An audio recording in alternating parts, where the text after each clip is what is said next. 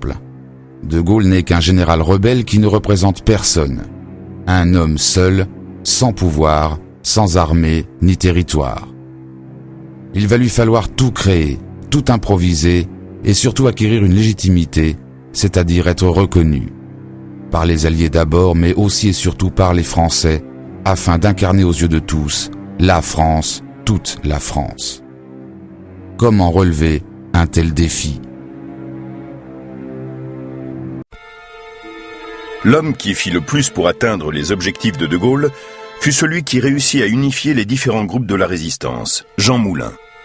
Sa photo célèbre, prise avant-guerre, symbolise pour les Français l'essence même de la résistance.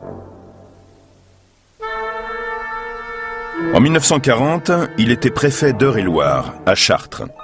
Il refusa de signer un document établissant que des villageois de Saint-Georges-sur-Eure avaient été tués par des soldats sénégalais de l'armée française, alors qu'ils avaient en réalité été tués par des Allemands.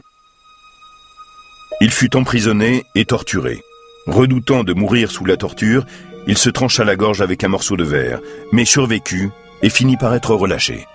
Prend contact avec les principaux mouvements de zone sud. Jean Moulin constate l'ampleur du travail réalisé par les premiers résistants, mais il prend aussi conscience de leur cruel manque de moyens. Fin 1941, il décide de se rendre en Angleterre afin d'obtenir de l'aide.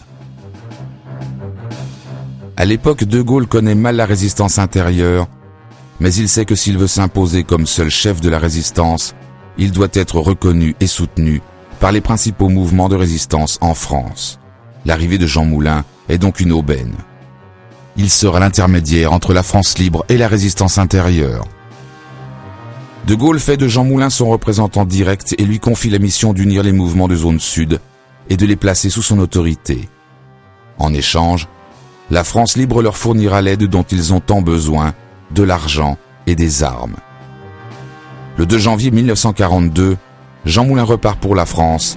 C'est la mission Rex.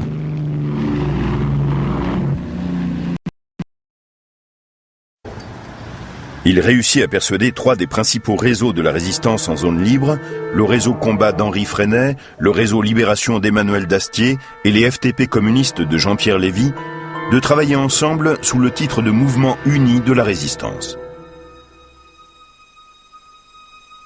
La partie militaire de ce mouvement fut baptisée l'armée secrète, conduite par le général Delestrin qui fit allégeance au général de Gaulle.